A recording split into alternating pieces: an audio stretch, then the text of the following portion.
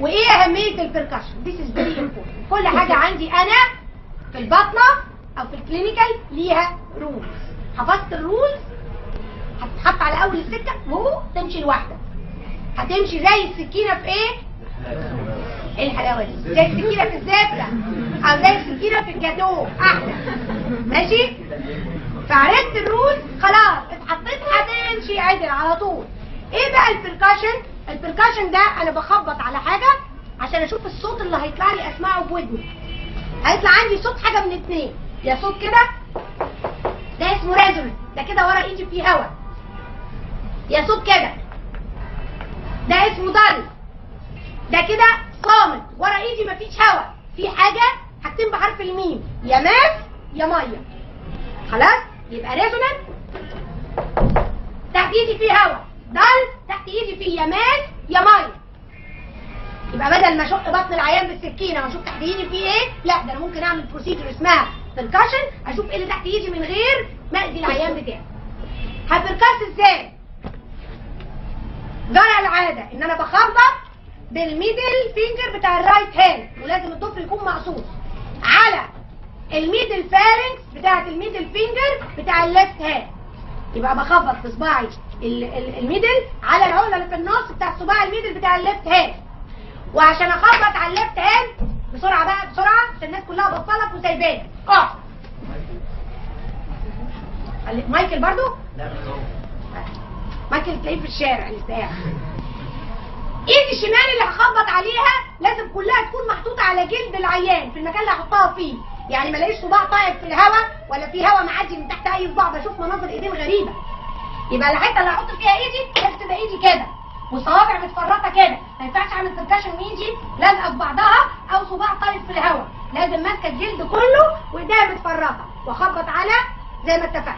بخبط كام خبطه؟ خبطتين، 2 1 2 1. الشغل بتاعكم في الامتحانات اللي بتقعدوا تعملوا لي كده ده كده ده بيجنن الممتحن. اوكي؟ فخبطتين 1 خبطتين 1. الحركه بتاعت ايدك السنتر بتاعها ده، يعني بخبط كده ما بخبطش كده. شغل الشواكيش ده مش عندي، خبطه كده. خلاص؟ يبقى هعمل كده خبطتين 1 واعمل كده خبطتين 1 واعمل كده خبطتين. اوكي؟ ده الميكانيزم هاو تو بيركشن. ايه الرولز اوف بيركشن بقى؟ هو في رولز للبيركشن؟ كل حاجه عندنا ليها قواعد. ايه الرولز اوف بيركشن؟ I do have 3 rules of percussion. Number 1، هو انا بخبط عشان اشوف ايه؟ عشان اشخص يا ماس او اورجان يا ميه اسيد. يبقى انا عايزه اجيب حاجه لما اخبط هسمع صوت ايه؟ ضل. يبقى ما ينفعش اخش في حته ضل عشان اخش في حته ضل، مش هعرف امتى الضل الثانيه جات لي. يبقى بالمخ كده I should start from an area which is to detect an area which is dull, and this is the first rule of percussion. يبقى first rule of percussion I must start from an area which is resonant وراها هواء to detect an area which is dull، يا organ يا ماس يا ماي. الرول الثاني بتقولي ايه؟ نكتبها وبعدين نشرحها. الرول الثانيه بتقولي صباعي اللي انا هخبط عليه لازم يبقى بارالل للبوردر او الايدج بتاع الحاجه اللي انا هجيبها. بمعنى انا عايز اجيب الابر بوردر اوف ذا ليفر، الابر بوردر بتاع الليفر هنا ترانسفيرس، يبقى صباعي اللي هخبط عليه لازم يجي بارالل ليه، لازم احطه كده وانزل ريزونانت ريزونانت ريزونانت يجي لي ضل. ما ينفعش احطه عكسه وانزل كده، ما ينفعش. عايز اجيب الرايت بوردر اوف ذا هارت، هو الهارت فين؟ هنا، ده الرايت بوردر بتاعه وعايز اجيبه، يبقى صباعي اللي هخبط عليه لازم يتحط فيرتيكال عشان اجي كده اجيب البوردر، ما ينفعش احطه ترانسفيرس وامشي كده، ما ينفعش. عايز اجيب الاسايتس، العيان نايم دي بطن، وده الكوستال مارش، الاسايتس بتاخد المنظر ده، كل ده ميه. خلاص؟ ازازه بيبسي مليانه جيت ميلتها، الميه هتاخد المنظر يو شيب فوق، ده يو شيب. عشان اجيب الاسايتس لازم اعمل بركشن، اجيب الابر بوردر بتاع الاسايتس، ولازم اعمل بركشن اجيب السايد بوردر بتاع الاسايتس، يا يمين يا شمال. يبقى لما اجي اجيب الابر بوردر صباعي لازم يبقى ترانسفيرس، لان الابر بوردر ايه؟ ترانسفيرس. يبقى هجيب صباعي كده ترانزفيرس واخبط وانزل عشان اجيب الابر بوردر. عشان اجيب السايد بوردر ما ينفعش امشي كده، لازم اظبط صباعي كده يبقى باراليل واجي كده. خلاص؟ يبقى القاعده نمره 2 بتقول ان صباعي اللي هخبط عليه لازم يتحط باراليل للايدج بتاع الحاجه اللي انا هجيبها. لو الايدج ترانسفيرس صباعي ترانسفيرس، لو الايدج فيرتيكال صباعي فيرتيكال. القاعده نمره 3 بتقول لي ايه القاعده نمره 3؟ فيري نايس. بتقول لك لو حضرتك عايز تعمل بيركشن عشان تديتكت حاجه لازقه في ايدك على طول تحت ايدك هيبقى لايت بيركشن. يعني ايه لايت بيركشن؟ يعني بحنيه، هخبط بحنيه بالراحه. لو انا عايزه اديتكت حاجه بعيده عن ايدي او بيني وبينها اورجن في النص هخبط جامد، يبقى البيركشن بتاعي يبقى هيفي بيركشن. بمعنى لو انا عايزه اجيب الابر بوردر اوف ذا ليفر هجيبه بالهيفي بيركشن. ليه؟ لان الليفر فيه بيني وبينها هنا ايه؟ لانج، ففي اورجن، يبقى لازم اخبط جامد عشان اجيب الليفر. ماشي؟ لو انا عايزه اجيب الهارت في البير اريا زي ما هنقول في الكارديولوجي لما نيجي نشرح ايه البير اريا دي اريا هنا فيها الهارت مفيش فوقيه لانج، متعري ما فيهوش لانج، يبقى كده لما اجي اخبط الهارت لازق تحت ايدي على طول مفيش لانج، يبقى لازم اخبط في الحته دي باللايت بيركشن. بينما لما اجي اخبط عشان اجيب الرايت بوردر بتاع الهارت، طب ما هو نفس الهارت، بس لما اجي اجيب الرايت بوردر بتاعه هتبقى هيفي بيركشن. ليه؟ لان في بيني وبين الهارت انا عندي هنا في ايه؟ في لانج. نعم. لا ما ينفعش. هقول لك ليه؟ لان حضرتك لو هو بيقول لي لو انا طبقت القاعده كله هيفي ما هيجي يقول لك لا. طب ما حضرتك لو جيت في البير اريا تحت ايدك هنا على طول في الهارت، لو عملت لايت بيركشن هيجي لك الهارت، لو عملت هيفي بيركشن هتفوت الهارت وتجيب لي اللانج اللي تحتيه، هيطلع عندك ريزمو. كل قاعده محطوطه، هم الناس مش عبت ولا هبت، اللي قبلينا فاهمين كويس قوي ما بيقولوا ايه. فلما اجي اعمل بيركشن سيل اللانج هنا في الحته دي مفيش بيني وبينها حاجه، هتبقى لايت بيركشن. اللانج كلام. لو انا جيت عملت بيركشن لللانج فروم ذا باك لازم تبقى هيفي بيركشن. ليه؟ because muscles of the back are thick muscles. خلاص؟ يبقى القاعده الثالثه بتقول لو حضرتك بتعمل بيركشن تو ديتكت ان اورجن او حاجه لازقه في ايدك على طول هيبقى لايت بيركشن بحنيه. لو جيت عملت بيركشن تو ديتكت ان اورجن بعيد عن ايدك او بينك وبينها اورجان في النص او ثيك ماسل لازم تبقى هيفي بيركشن. يبقى دول الثلاث قواعد بتوع البيركشن هطبقهم هتلاقي نفسك ماشي زي السكينه في ايه؟ في الكاتو. قلنا نبتدي بقى نشوف البيركشن في ايه. نمبر 1 بيركشن يا جماعه في اي سيستم سواء كارديو سواء تشيست سواء ابدومين. اول نقطه للبيركشن في الثلاثه سيستمز بيركشن اوف ذا ابر بوردر اوف ذا ليفر. يبقى نمبر 1 upper border of left. يبقى لو كارديو هبتدي بالابر بوردر اوف ذا ليفر، لو ابدومين upper border of the liver، لو chest upper border of the liver لانه علامه غايه في الاهميه. هبركش ازاي للابر بوردر اوف ذا ليفر؟ هو نورمالي الابر بوردر اوف ذا ليفر السد بتاعه فين؟ فين؟ ايه؟ في لفت رايت انتركوستال سبيس فين؟ هنا ولا هنا ولا هنا ولا هنا ولا هنا؟ ها؟ برضه بتمشي. قلت اي علامه اقولها لازم خط عرض وخط طول. يبقى لما اجي اقول ابركاست الابر بوردر اوف ذا ليفر النورمال بوزيشن بتاعه الفيفث رايت انتركوستال سبيس ميد كلافيكولار لاين. انا عايزه اشوف مكانه الصح ولا لا. يبقى I'm going to start من فوق. هعد ازاي؟ صباع واحد على ستيرنم وابتدي انزل هلاقي ايدي تعدي على الستيرنم على انجل في النص كده، ايدي تطلع وتنزل، ودي موجوده حتى في ادخن الناس، دي لاند مارك ملاسكو موجود. يبقى صباع على الستيرنم انزل الاقي ايدي طلعت ونزلت على انجل. This is called the sternal angle او the angle of loop. همشي معاها كده على اليمين هلاقيها ماسكه في ريب. This is the rib number 2. يبقى اول سبيس تحت الريب ده هي second intercostal space، هحط فيها صباعي parallel للسبيس.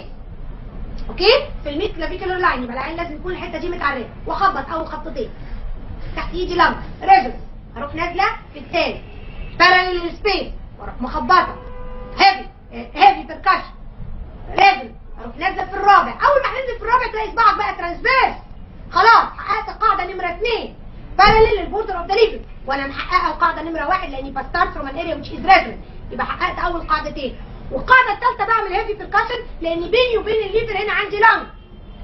يبقى كده 4 اخبط الاقيه ريزونانس، اروح نازله 5 مخبطه سامعه impaired نوت او دال. دي لازم تبقى ليفر؟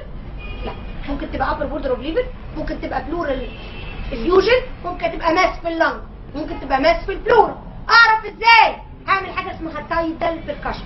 يعني ايه تايدال بيركشن؟ اجوب تو اسك بيشنت اقول له ايه؟ خد نفس جامد واكتمه ما تخرجوش. بصوا كلهم بيروحوا عاملين كده، لا تاكد عليه ما يخرجش. يبقى ها اكتم. هو لما خد نفس وكتمه جوه اللنج بقت انفليتد، زقت الليفر فين؟ لتحت. انا كنت مخبطه كان ضل، اروح مخبطه تاني والنفس جوه اللي كان ضل بقى ابصم بال20. and this is the upper border of the lip and this is called tidal percussion. يبقى percussion of the upper border of the liver is done by heavy percussion واسمه tidal percussion.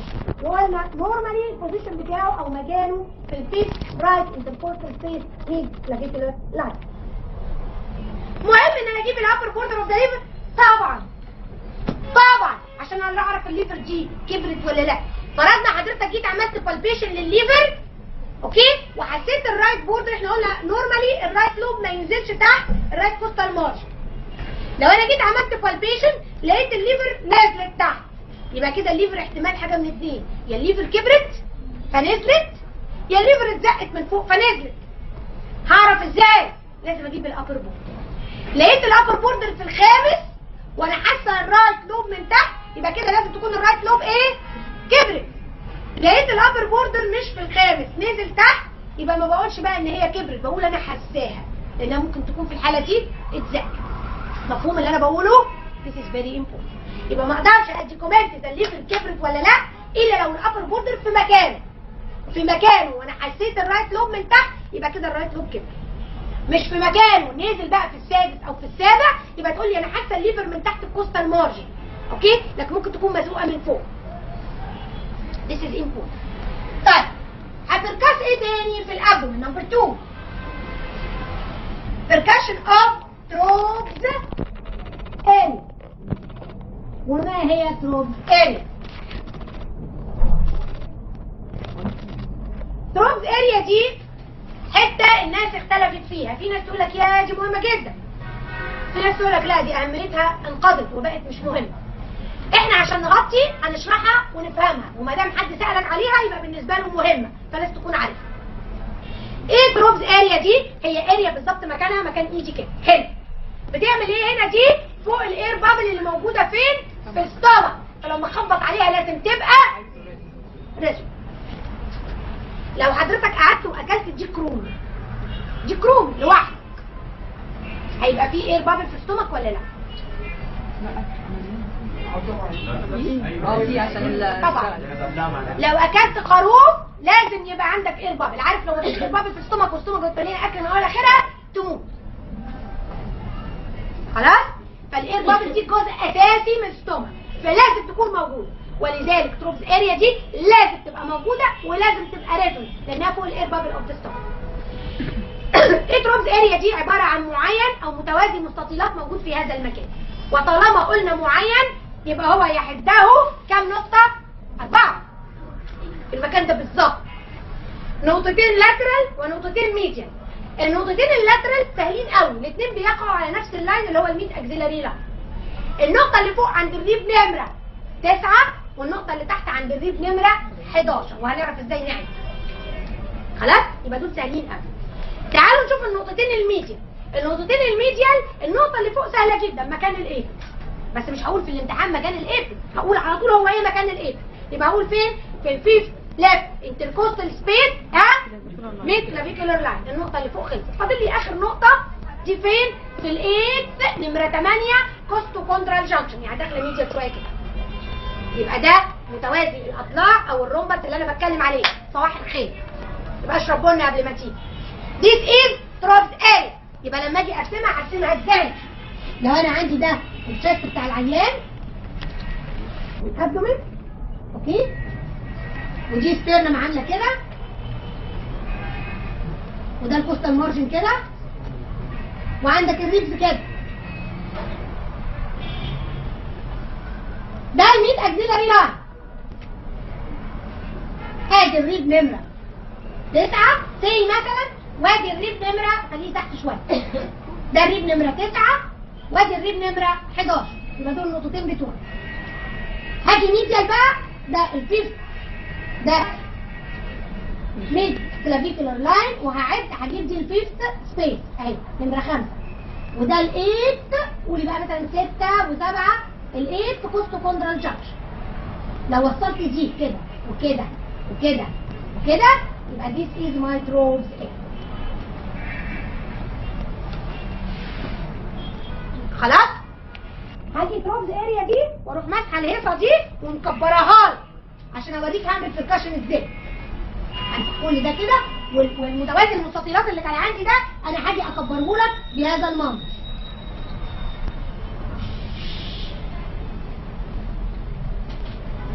يبقى كده 9 وكده 11 وكده 5، يبقى طالع لفوق شويه وكده 8، وادي تروبز ايه. هعد ازاي؟ الدنيا هاصل، هقول لك تعد ازاي. نفس الحكايه، ايدي على السترنم هتنزل هنلاقي الانجل اوف لوبس، همشي معاها كده الاقيها ماسكه في انهي ريب؟ 2، يبقى اللي تحتيه السكند سبيس. هعد ادي تاني سبيس، اللي تحتيها على طول تبقى 3، اللي تحتيها على طول تبقى 4، اللي تحتيها على طول تبقى 5. اخش ميد كلافيكولار لاين، اول نقطه دي عندي ادي اول نقطه. خلاص انا كده في الفيفث انتركوستال سبيس. الريب اللي تحت ايدي على طول هيبقى الريب نمره 6، مش عايزاه. هنزل تحتيها هيبقى الريب نمره 7، مش عايزاه. هنزل تحتيها هيبقى الريب نمره 8، واخش ميديال سنه واحط النقطه الثانيه. يبقى كده جبت النقطه دي. مش هشيل ايدي من على الريب نمره 8، هفضل ماسكه الريب نمره 8 في ايدي وماشي عليه ماشي عليه الى ان اصل فين؟ ميد اكسيلري لاين، واروح نازله الريب اللي تحتيه يبقى ده نمره 9. هفوت اللي تحتيه 10 مش عايزاه، واروح نازله اللي تحتيه 11 واحط النقطه بتاعتي كده. لو حضرتك جيت تعد لي 9 و11 من هنا مش هتعرف، ولو جيت تعدهم من هنا مش هتعرف، لان في الميديال هنا كله بعد 8 كله بيبقى لازق في بعضه، مش هتعرف تجيب 9 و11. فانا اجيب 8 وامشي مع 8 لغايه الميد اكسيلري لاين، واعلم على 9 واعلم على 11. يبقى عرفنا ازاي نجيبها؟ يا حبيبي انا بقول لك تعرف ازاي. الامتحان ده وضع مختلف، لو قال لك علم يبقى علم، ما قالكش علم بايدك هتوري له كده وكده وكده. يبقى دي ستروبز اريا، ومتفقين انها لازم تبقى ريزن. How am I going to percuss؟ لو انا عندي ماس جايه لي من هنا من اليمين عامله لي ضلمس كده، وماس جايه لي من الشمال عامله لي ضلمس كده، وماس نازله لي من فوق عامله لي ضلمس كده، وماس جايه لي من تحت عامله لي ضلمس كده، اخر حته هتبقى ريزونانس فين؟ That is why I'm going to start my percussion from the center. عشان اطبق اول قاعده. يبقى اول قاعده بتقول لي I start from an area which is resonant. فلو جاي لي ضلمس من فوق ومن تحت ومن اليمين والشمال، اخر حته لازم تبقى ريزونانس هي في السنتر، ولذلك انا هبتدي من السنتر. طيب لو انا جايه لي ماس من فوق او من تحت، الماس هتبقى ترانسفيرس، يبقى اول حطه لايدي هتبقى ترانسفيرس. هحط ايدي واخبط في السنتر واتاكد انها ريزونانس، واروح طالعه لفوق مخبطه واشوف في ضلمس جاي لي من فوق ولا تحت ولا لا، واروح نازله لتحت مخبطه واشوف في ضلمس جاي لي من تحت ولا لا. خلاص؟ ده فوق وتحت، عايزه يمين وشمال، ينفع هتبقى ايدي كده، اروح عوجه ايدي عشان اطبق القاعده الثانيه تبقى بارل للبورد، واروح مخبطه في السنتر متاكده ان هو ريزونانس، واروح جايه شمال العيان ومخبطه واشوف في ماس جايه من الشمال ولا لا، وجايه يمين العيان ومخبطه واشوف في ماس جايه من اليمين ولا لا. يبقى بركاشن اوف تروبز اريا، ايدي في السنتر بخبط ريزونانس، اطلع لفوق اشوف في ضلمس ولا لا، وانزل لتحت في ضلمس ولا لا، اظبط صباعي سنتر ريزونانس، واجي يمين اشوف في ضلمس ولا لا، واجي شمال اشوف في ضلمس ولا لا، ويجي لك السؤال الشهير وات ار ذا كوزز اوف ضلمس ان تروبز اريا. لو انا عندي دي تروبز اريا، ماس جايه لي من اليمين هتبقى ليفر، ماس جايه لي من الشمال هتبقى سبلين، ماس جايه لي من فوق هتبقى لانج او بلورال ماس او بلورال افيوجن، ماس جايه لي من تحت هتبقى كانسر كولون او كانسر ستومك. حفظت؟ ما حفظتش، فهمت؟ خلاص؟ يبقى these are the causes of dullness in Troves area. وعرفنا ايه اهميه Troves area وهاو تو percuss وايه الكوزز اوف dullness فيها، ونخش على نمره 3 في البركشن. Number 3 we are going to percuss for ascites. And percussion of ascites is very very important. محدش بيخش على حاله abdomen وما بيتسالش how to percuss for ascites. وعلى فكره ascites بتتكتب بحرف الاي مش الار. اسايتس مش اسايتس. اوكي؟ اسايتس. percussion of ascites احنا تقريبا قلناه. how to percuss for ascites. اولا how to detect the presence of ascites. I do have 3 methods. الميثودز دي بتعتمد على الاماونت of ascites. يا عندي minimal amount كمية صغيرة قوي، يا عندي moderate amount، يا عندي huge amount.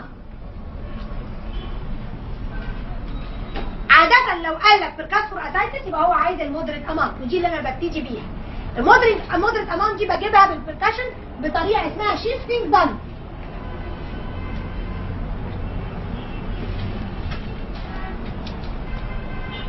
ايه هي الشيفتنج دانلس دي وازاي هعملها؟ انا قلت العيان وهو نايم الاسايتس بتاخد حرف اليو شيب. هعملها على نفسي الاول عشان كلكم تشوفوا. يبقى I'm going to start. لازم اجيب الابر بوردر بتاع الاسايتس والسايد بوردر بتاع الاسايتس، يا يمين يا شمال. لازم اشوف ايدك اتحطت اول ما اتحطت في الميدل لاين. حطيت ايدي في الميدل لاين، مش هتيجي من فوق قوي لان انا قايله ان الليفر هنا نورمالي بتاع 3 فينجرز، فعند 3 4 فينجرز واحطها في الميدل لاين فوق الامبلاك. وهنخبط طبعا لايت بركاشن لان تحت ايدي على طول اسايتس، الاقيها ريتم وانزل لتحت، الاقيها ريتم وانزل لتحت، الاقيها ريتم وانزل لتحت. ممكن الاقي دلمس، يبقى ده اسايتس. لقيت كده دلمس. اوكي؟ طيب عايز اجيب السايد بوردر، ينفع تيجي من نفس المكان الدل؟ اول قاعده بتقول لي لازم تيجي من اريا ويتش ايز، يبقى ينفع تيجي من نفس المكان اللي كان دل. لازم اروح طالعه بايدي فوق تاني واتاكد ان دي ريزونانت، واروح مطبقه القاعده الثانيه، صباعي يبقى بارل للبوردر، واروح لافحه صباعي كده بقى بارل للسايد بوردر، وابتدي انزل بقى يا يمين يا شمال. ريزونانت ريزونانت ريزونانت. اخ جالي دلمس، جت دلمس، هعمل ايه؟ كلكم بتوع قايلين نقلب العيان الناحيه الثانيه. سوري لقيت دلمس، هتكمل تشيلد فلات. يبقى ده طب ما هو كله هيطلع دل يا دكتوره. ما انا عارف دل دل دل الى الفلانس. خلاص وصلت للفلانس، الفلانس دل. هنايم العيان على اوبوزيت سايد، اقول له نام، انا بعمل يمين، نام على جنبك الشمال. الراجل هينام على جنبه الشمال، هستنى نص دقيقه او دقيقه. لو في ميه عندي هتروح نازله تحت، وشويه الهواء اللي موجودين هيطلعوا فين؟ في اعلى حته اللي هي فين؟ في الفلانس. هروح مخبطه اللي كان دال بقى resonant. This is called shifted from dullness to resonant. يبقى this is shifting dullness ابصم بال20 ان this is ascites. طبعا انت لازم تكون ذكي وعندك فطنه. لو انت عندك ليفر كبيره هنا ما تجيش تبركس الناحيه دي، بركس الناحيه الثانيه. لو عندك سبلين كبير هنا ما تبركسش فوق السبلين لانه هيديك دلس، بركس الناحيه الثانيه. ماشي؟ فابعد عن الاورجان الكبير عشان ما تضايقكش في البركشن. كنت متوقعه انكم هتسالوني ليه يا دكتوره ما بنقفش عند اول ما نلاقي دلس وليه بنكمل لغايه الفلاج؟ ما احنا ممكن نقف هنا بدري ونقلب العيان. ليه؟ لان حضرتك ممكن تكون كميه الميه اللي في البطن كتير. طب لما تبقى الاسايتس كتير بيبقى كميه الهواء صغيرين محشورين هنا فوق وهو نايم بيبقوا في الحته دي. اوكي؟ لما اجي اقلبه انا كده جبت خلاص الابر بوردر وهو نايم، وقفت هنا وجيت لوحت صباعي وخبطت، وقفت بدري لان كميه الميه كتير والهواء قليل، فوقفت بدري خالص هنا ما نزلتش لغايه الفلانس. هقول له يا حماده من فضلك نام على جنبك الشمال يا حبيبي اليمين. بصوا انا ما وصلتش لغايه الفلانس، انا وقفت بدري. شويه الهواء الصغيرين اللي كانوا عندي لما هو اتقلب كده هيبقوا في اعلى حته، اعلى حته اللي هي فين؟ لما اتقلب فين؟ في الفلانس. اوكي؟ طب انا ما وصلتش للفلانس، انا وقفت بدري اول ما لقيت ضلمه. حاجه خبط الاقيها برضو ضل، اقول لك لا دي مش اسايتس دي ماس، بينما اتيز اسايتس. امال ليه بقت ضل تاني؟ لان انا وقفت بدري ما كملتش لغايه الفلانس والهواء قليل، فلما الولد اتقلب شويه الهواء القليلين طلعوا في الفلانس، لكن مش جايبين ايدي لان ايدي تحت هنا، انا وقفت بدري. اتفهمت يا جماعه؟ فلازم ايه؟ مين اللي قال تق؟ انا اللي قلت تق ليه؟ ايه اللي انت مش فاهماه؟ شويه هواء صغيرين موجودين هنا وهو نايم موجودين هنا، لما اتقلب الهواء ده بقى هنا صغير مش جاي لغايه تحت هنا، صغير هنا. خلاص؟ انت كده لما جيتي وهو نايم عملتي بركشن، الدرجه جات لك بدري لان الهواء قليل، فوقفتي ايدك هنا ما كملتيش للفلانس. لما جيتي قلبتي العيان الهواء قليل، الهواء بقى في الفلانس مش واصل لايدك هنا، فانت في الاول وهو سوباين كانت ضل، ولما اتقلب برضه لسه ضل، هتقولي دي مش اسايتس دي ماس. بينما هنا اسايتس. ليه ما جبتيش الشيفتنج دالنس؟ لان انت ما وصلتيش للفلانكس، فهمتيني؟ فلما تبقى كميه الاسايتس كبيره شويه ما ينفعش حضرتك تقف، ولقيت وقفت بدري ما ينفعش تقف بدري، لازم تكمل تيلت فلانكس، لانه لما بيتقلب شويه الهواء الصغيرين بيوصلوا للفلانكس ما بيجوش تحت ايدك اللي وقفت بدري. ممكن لما نقلبه نعمل فلانكس على طول. لا يا حبيبي لازم توصل كده، ما ينفعش، لان انت اساسا ما بتشيلش صباع. يعني مش مثلا وهو نايم بوقف واقول له اتقلب وانا صباعي مكانه، ما بشيلش ايدي كده وارجع احطها. نبل. يبقى بوصل لقيت دالنس، اكمل اعرف الدالنس فين واكمل لغايه الفلانكس وما اسيبش ايدي واقلبه واستنى واخبط اللي كان ضال بقى ريزونانت. ذيس از اسد. نعم. الهواء ده بتاع الكور. الهواء ده بتاع الانتستين وبتاع عين. لا عين في الهواء لا. نمو بريتونيا بقى ما فيش. طيب لو انا عملت شيفتنج دالنس، طب فرضنا حضرتك جيت خبطت ريزونانت وصلت للسيمفيس سكيوبس وهو ريزونانت، ما يهمكش، دونت بانيك، حط ايدك ووصل للجنب، وصلت لغايه خالص الفلانكس ريزونانت كده وريزونانت كده، مفيش اسايتس بالشيفتنج دالنس. لكن احلف ان العيان ما عندوش اسايتس، ممكن يكون مينيمال اماونت اللي هي ايه، اقل من نص لتر، اقل من 500 مللي. اجيبهم ازاي؟ اجيبهم بطريقه اسمها الني البو بوزيشن.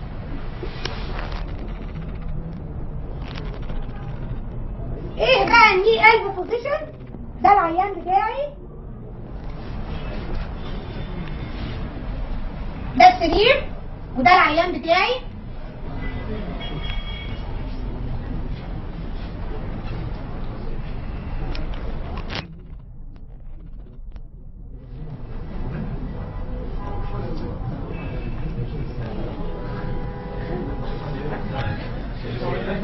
عيان بيرحم.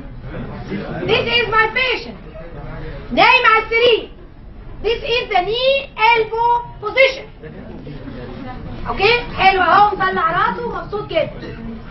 كلكم بتقولوا prayers position. Sorry, it is not prayers position. Prayers position في السجود بنبقى كلنا راسنا لتحت، نبقى عاملين كده. لا، it's not like this.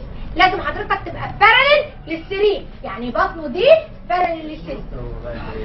خلاص؟ يبقى هينام، هتقول له نام على كوعك وانام على ركبك، يسند على ركبه ويسند بكوعه وراسه لفوق، ما بتبقاش عامله كده. وزي ايه؟ انت اضرب الجمل الحقيقه. ايه؟ وهروح جايبه ايدي وحطها فين؟ انت يا ابني في ايه؟ واروح حطها من تحت. يبقى هو نايم كده، ايدي بقى على بطنه من تحتيه كده كده، واروح مخبطه على ايدي من تحت. لما العيان يبقى نايم وانا ايدي كده من تحتيه على الامبلايكس مكان ما واخبط، وايه اللي فوق ايدي جوه بطن العيان؟ لا. ها؟ نورمالي الانتستين، فلازم تبقى ريزون. لو انا عندي مينيمال اماونت ده زي ما حماده قال لنا فيري سمول اماونت اوف اسايتس، وعملت الوضع ده، شويه الميه هيجوا يبقوا ايه؟ في ايدي هنا في الامبلايكس، فلما اخبط هنا الاقيه ده. This is the method how to detect for المينيمال اماونت اوف اسايتس. انت اسمك ايه؟ ايوه يا عمرو.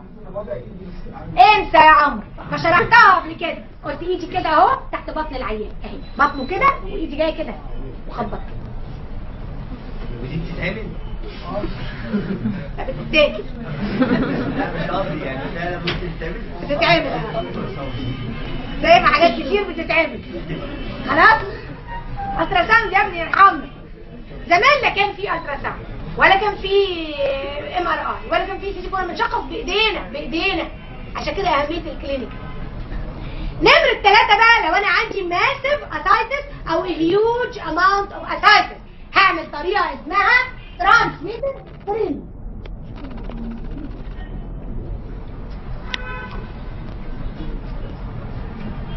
ترانسميتد يعني حاجه تو ترانسميت سامثينج، اجي اقول لك ترانسميت مي اور بيبر مثلا، يعني ناولني او وصل لي، يبقى ترانسميت يعني يوصل من مكان لمكان. ايه الترانسميتد ثريل؟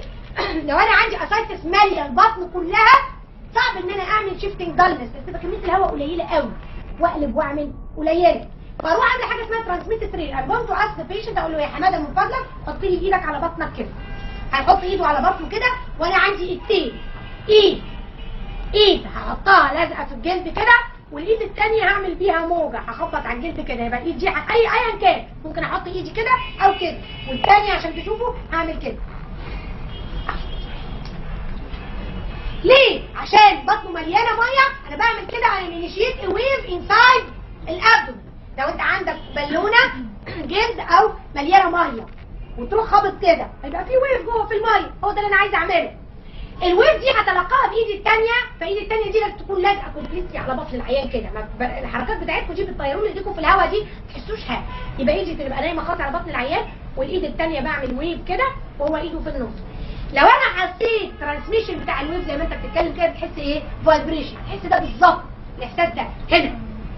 يبقى هنا هو دي لازم يكون في عندي ويف وسط ايدي. الدكتوره هناك هتيجي تقول لي يا دكتوره انت بتضحكي عليا، ما انت لابسه الانتيريور ابدومينال وول وبتخبطي عليها، the wave is going to be transmitted to your other hand through the anterior abdominal wall. اقول لها لا، ما انا حاطه ايد العيان كده to abolish عشان تمنع to prevent transmission of the wave through the anterior abdominal wall. And this is the third method and this is called the transmitted thrill. وهنقف هنا ونقول سؤالين مهمين جدا. أول سؤال what are the causes of ascites؟ واحد خبطت على بطنه لقيت عنده ascites، استدعى ميه. What are the causes of ascites؟ Number one.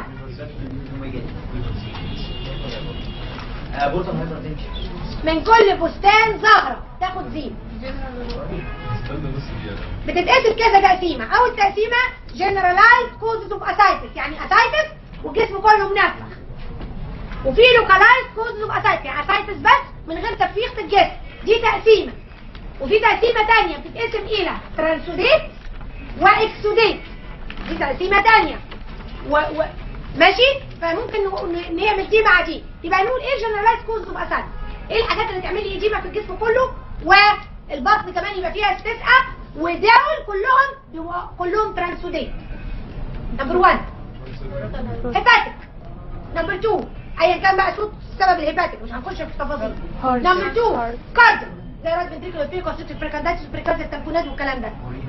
نمبر 3 رينال نفروتيك سندروم ورينال فيلير والكلام ده. نمبر 4 نيوتريشن، الاربعه المصمومين هيباتيك كاردياك رينال نيوتريشنال. نيوتريشنال ايه؟ هايبو البومينيميا او هايبو بروتينيميا. ادي الاربعه كوزز ينفخوا لي الجسم ويعملوا لي اساس. امال ايه اللوكال كوزز بقى؟ ودول كلهم ترانسودين. امال ايه اللوكال كوزز بقى؟ دول اغلبهم اكسودين او تقريبا كلهم اكسودين. زي ايه؟ ايه الكوز اللي في البطن يديني اسايتس بس من غير الجسم كله ما ينفخ؟ نمبر 1 اني نوع؟ بيريتونايتس تديك اسايتس واشهرها. ما انا في الامتحان والله سته واقول لهم اساس واقول لها اسيد فاس باسيلاي، تقول لي ستافيلوكوكس. يا بنتي باسيلاي ستافيلوكوكس، يا بنتي باسيلاي اسيد فاس، او لا ناقص اقول لها ايه؟ قطه ليها ديل وبتنونة يبقى اسمها ايه؟ برضه ما بتقوليش قطه. نرفز ايه يا بنتي؟ ده انا بدادي وبهشك وبدلع. طيب يبقى اشهر نوع يعمل لي بيريتونايتس ايه؟ تي بي بيريتونايتس، توبركلوس بيريتونايتس. يجي العيان باسايتس ما عندوش حاجه، شويه فيفر وتوكسيميا وبتاع ومفيش مش منافع. تي بي بيريتونايتس. ايه تاني يديني لوكال انا قلتها لوكال مالجنسي في الابدومين تديني اسايتس. زي ايه؟ مالجنسي في اي حته، في الادرينال في الاوفري سكندري في البريتونيوم، اي لوكال مالجنس ميزوتيليوم، اي حاجه تديني لوكال مالجنسي. وفي الحاله دي الاسايتس بيبقى بلادي. وفي عندي نوع اللي هو اسمه كايلس اسايتس اللي هو obstruction of lymphatics. يبقى دي اسباب الاسايتس. في سؤال بقى هام جدا ينزل نظري وينزل شفوي وكلينيكال وكله. What is the pathogenesis او الميكانيزم of ascites in a case of liver disease؟ يعني عيان عنده liver cell failure او liver cirrhosis او liver disease يجيله ascites ليه؟ نمبر 1 الليفر هي المصنع الاول بتاع الالبومين في الجسم. ليفر بايظه مفيش البومين يبقى هايبو البومينيميا او هايبوبروتينيميا. نمبر 2 بورتال هايبرتنشن، وده اقلهم اهميه. بورتال هايبرتنشن بيساعد على localization of the ascites في الابدومين. انت حنين قوي جميل. اوعى تكون هترد. طيب مين اللي طالبك يا حماد؟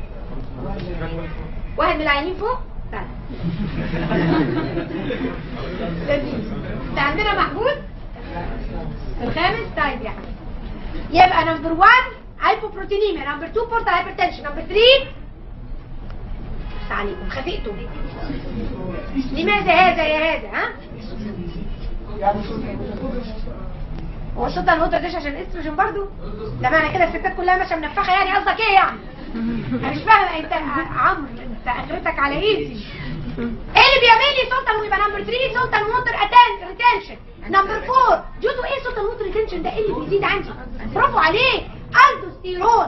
هو الالدوستيرون هرمون اللي بيفرز ده بيتكسر فين؟ في الليفر. طب الليفر بايظه هيتكسر، يبقى عندي هايبر الدوستيرونيزم. والالدوستيرون كهرمون يعمل لي سلطه الموتور ريتنشن، يديني اسايد. وده اهم الاسباب على فكره. يبقى اهم سببين الممتحن بيبقى عايز يسمعهم: نمبر 1 هايبوبروتينيميا، نمبر 2 هايبر الدوستيرونيزم، نمبر 3 سلطه الموتور ريتنشن. لو قلت دول تاخد 3/4 النمره، سواء كملت بقى او ما كملتش. تخش بعد كده بقى بورتال هايبرتنشن. يمشي عيان الليفر بيبقى اكثر عرضه للاصابه بالبيريتونايتس، دي معروفه ودوكيومنتد. يبقى the incidence increased incidence of peritonitis. نمبر 6 ليمفوريا، دي مكتوبه في بعض الكتب، اوكي، ويعني مش مقتنعه انا بيها قوي، لكن مكتوبه فبقولها. ليمفوريا الدنيا بيبقى الفلويد كتير وبيبقى ضاغط على الليمفاتكس، فبيبقى تسريب الليمفاتكس مش مظبوط، فاللي بيحصل انه الاسايتس بي دي مكتوبه وموصوفه. انا مش مقتنعه بيها بس بقولها عشان مكتوبه. يبقى هايبوبروتينيميا، هايبر الدوستيرونيزم، سلطه الموتور ريتنشن، بورتال هايبرتنشن، increased incidence of peritonitis، وليمفوريا. 6 ما ينقصوش. فيري امبورتنت. كده خلصنا الايه انسبكشن والبالبيشن والبركشن. فاضل لي اخر حاجه في الابدومين خاص اللي هي الاوسكالتيشن. ممكن نمسح الاخ برعي ده. هاوسكالتيت ايه في الابدومين؟ هي ايه يا جماعه؟ في ايه؟ صباح الخير. على فكره نسيت اقول لكم الا الايه، استني. لو انتوا بتيجوا نايمين انا ما بتضايقش ابدا ابدا. لو حد عايز ياكل ياكل، لو حد عايز يشرب يشرب، لو حد عايز يجيب بسكوت وشوكولاته معاه او بيبسي او اي حاجه، انا ما بتضايقش خالص. يو كان دو ذس، نو بروبلم بالنسبه لي. لكن مش هلاقيكم بقى فرشين وجايبين فول وطعميه وبتاع كده، لا. انما لو عايز تاكل مثلا سندوتش مش عندي مشكله خالص. عايز تشرب بيبسي، اللي انت عايزه، مفيش عندي مشكله. المهم ان انت تبقى اتنت. ماشي دكتور بعد نعم. الالدوستيرون مش هيجمع هيجيب ملح في الفيسلز وبعد كده الميه تروح ورا الملح. ايه اللي هيخليه يجمع في الميه تروح ورا الملح ازاي؟ ليه كويس يعني؟ ايه اللي هيخليه يجمع في ولما يزيد البريشر جوه الفيسلز هيروح فين؟ مش فاهم بس كويس. اشمعنى يعني انا ما قلتش لوكالايز، انا قلت ده one of the causes الهيباتيك ديزيزز الاول one of the causes of generalized edema. الجسم كله نفخ وفيها تايتس. صباح الفل. اسكالتيشن، هطلع السماعه بتاعتي وهسمع اول صوت عندي نورمال بيتسمع هو الانتستينال ساوند.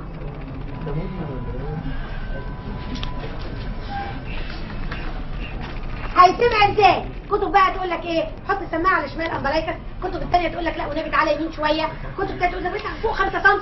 انت سماعتك حطها في اي حته في الابدومين واضغط شويه هتسمع صوت الايه المصايب. دي صوت الانتستينال ساوند and this is normal فينا كلنا، والريت بتاعهم from 6 to 8 per minute. نمبر 2 هسمع صوت ايه تاني؟ هسمع صوت هم. فاكرين الهم؟ شرحته قبل كده. ايه هم ومم؟ هم ده شرحته قبل كده وقلت صوت الهم ده اللي هو ايه؟ ده عباره عن ايه؟ هاي فاسكولاريتي، بلاد كتير داخل وخارج داخل وخارج. يبقى بالمخ كده هيتسمع في حالات البورتال هايبرتنشن. احطه على الليفر اسمعه في حالات البورتال هايبرتنشن، احطه على الكبوت ميدوزا لو عندي اسمعه في حالات البورتال هايبرتنشن، وممكن احطه على السبلين اسمعه في حالات البورتال هايبرتنشن. اوكي؟ ممكن يسمع في حاله ثانيه لو انا عندي هايلي فاسكولار تيومر في الليفر. ساعات الهيباتوما بتبقى هايلي فاسكولار. فاكرين الثايرويد لما قلت يتسمع في الثايروتوكسيكوزس عشان هايلي فاسكولار؟ برضه لو انت عندك تيومر في الليفر هايلي فاسكولار ممكن تحط فوقيها تسمع الهم. ها بلاد داخل وخارج. اوكي؟ يبقى ده تاني صوت. الثالث الرب. ايه الرب ده؟ الرب ده is a harsh gritty sound. This is the rub. هيتسمع فين؟ رب يعني inflammation، حاجة inflamed بتحك في حاجة تانية، فاسمع الحكة دي تديني كده. يبقى اسمعه فين؟ هو ايه الانفلام؟ احط السماعة على الليفر، ممكن اسمع الرب في حالة inflammation of the capsule of the liver اللي بسميها كابسولايتس او بيريباتايتس. احط السماعة على السبلين، ممكن اسمع الرب في حالة inflammation of the capsule of the spleen اللي بسميها كابسولايتس او بيري سبلينايتس. يتبقى لي اخر صوت نمرة 4 اللي ممكن اسمعه في الابدومين، وده اهم صوت اللي هو البرويد. وقلت برويد دي شرحتها قبل كده في الجنرال اكزامينيشن، وقلت برويد دي كلمة فرنساوي المرادف بتاعها بالعربي بالانجليزي نويز وبالعربي دوشة. وقلت ان الاصوات اللي بتتسمع على الهارت نوعين، صوت لا ياخد حيز من الزمن الا ثانية اللي هو خبطة عندي الهارت ساوند، وصوت تاني ياخد حيز من الزمن وبسميه ميرمر، بياخد طبعا على حسب نوع الميرمر رب او اوكي. دبل اورتك ستينوز اورتك ريجرشن دبل اورتك مايترال ستينوز رب راملينج ميرمر اقل اكسنتويتد فيرست ساوند. اوكي، يبقى الميرمر هو الصوت اللي بسمعه ياخد حيز من الزمن. لو سمعته على الهارت، يعني على الهارت يعني واحد على الاربعه فالف، يا بالمونري يا مايترال يا ترايكاسبيد، اوكي، يا اورتك، يبقى اسمه ميرمر. لو هو نفس الصوت اتسمع على حته تانية بره الاربع اماكن دول هيبقى اسمه برويد. عرفنا؟ عشان كده قلنا الاورتك ميرمر تتسمع هنا، سيستوليك اورتك ميرمر تتسمع فوق على الكاروزه دي بقى اسمها سيستوليك برويد مش ميرمر. هسمع فين بقى البرويد ده؟ هيسمع على الرينال ارتري.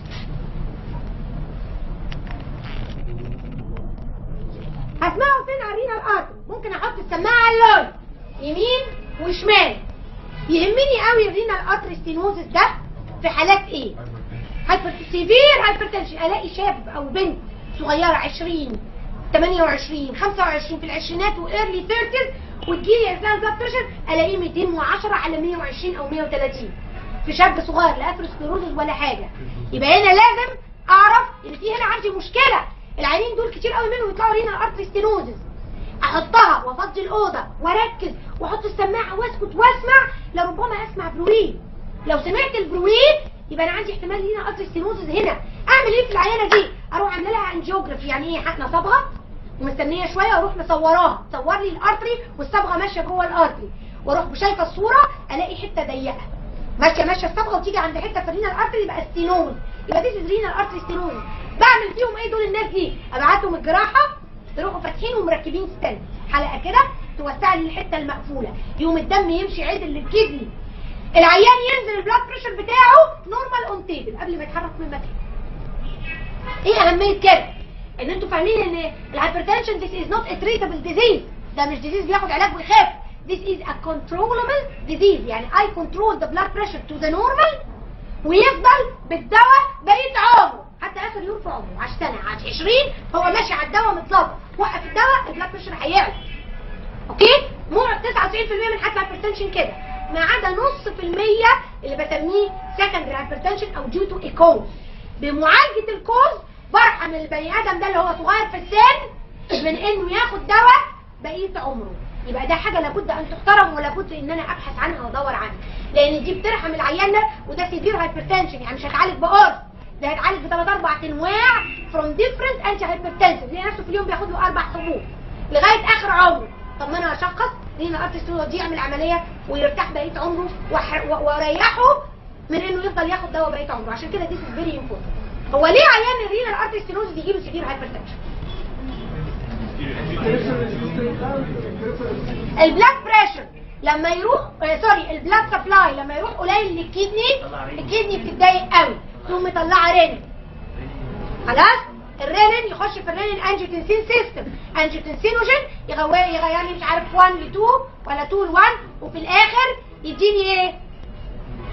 ها؟ سولتان ووتر ريتنشن، ويديني ايه؟ الدوستيرون. السولتان ووتر ريتنشن يرفع الضغط ويديني فازو كونستريكشن نمرة 1، وسولتان ووتر ريتنشن وهايبر الدوستيرونيز. يبقى انا عندي الدوستيرون يزيد يعمل لي سولتان ووتر ريتنشن، وعندي فازو كونستريكشن، الاثنين مع بعض يعملوا قفله، ضغط العيان يطلع فين؟ في السقف. حط السماعه فين عشان اسمعه؟ في اللون يمين وشمال، وسكت الناس خالص عند الافيري فين. This is very important. نعم. ممكن تسمعه على الفرونت لو انت عارف تجيب رينال ارتري، هتنزل تحت الامبلايكس ب 3 4 سم يمين وشمال وتسمع، بس الاوقع طبعا الاقرب في اللون. كده انا I finished كل الابدومين. في اسئله بقى شويه بتتسال في الاخر، احنا قلنا تقريبا كل الاسئله اللي ممكن تبقى تتسال في حاله ابدومين. يتفضل لك الدايجنوز. لو انت عندك بالدايجنوز حاله، اي دايجنوزس في الدنيا في باثولوجي وفي ايتيولوجي وفي كومبليكيشنز. الباثولوجي مثلا هتقولي this is the case of liver cirrhosis. الايتيولوجي ايه سببه؟ يعني هتقولي لو الولد بوست هيباتيتك هيباتيتس بي او سي هتقولي بوست هيباتيتك ليفر سيروز، كويس؟ او ليفر ديزيز لو كان هيباتوميجالي. لا وهو مش بوست هيباتيتك هتقولي بالهارزيال، فلازم تقولي الايتيولوجي لو انت عارف يا بوست هيباتيتك يا بالهارزيال، يا بالهارزيال هيباتوميجالي او بالهارزيال ليفر فايبروز او بوست هيباتيتك ليفر سيروز. يبقى كده ده اناتوميكال وباثولوجيك، ايتيولوجي وباثولوجي. فاضل الكومبليكيشنز. ايه الكومبليكيشنز بقى بتاعه الليفر ديزيز؟ يا العيان داخل لك في ليفر سيل فيلير، هتلاقي عنده كل المانيفستيشنز اوف ليفر سيل فيلير اللي هي ايه؟ فلابينج تريمورز، بالمر اسمها ايه؟ بالمر اريثيما، سبايدر نيفاي، الفيتور هيباتيكس، كله بقى جوندس، كله هتقولي البيشنت داخل في ليفر سيل فيلير. يا اما هتلاقيه كومبليكيتد باي بورتال هايبرتنشن، وانا قايله لك المانيفستيشنز كلينيكالي اوف بورتال هايبرتنشن اللي هي 3 اهمهم بورتو سيستميك شانس وممكن سبلينوميجالي واسايتس. يبقى الدايجنوزز عايز تاخد الفول مارك، يبقى ديس از كيس اوف بالهارزيال ليفر فايبروزس لو شانك الليفر او هيباتوميجالي complicated by the presence of portal hypertension. تقول له ايه؟ شفت ايه؟ manifested by سبلينوميجالي مثلا او اسايتس او بورتو سيستميك شانس. عرفتهم منين؟ يا عندك كابوت ميدوزا يا فروم ذا هيستوري في هيماتيمسيس وفي فايلز بتكرر. كده عداك العيب، خدت الفول مارك في حاله الابس. طيب خلاص كده هنبتدي نشوف الحاله. نعم احنا علينا ان احنا فايندنجز ولا تركيز عامه. ايه؟ عليك التكنيكس نمبر 1 والفايندنجز نمبر 2.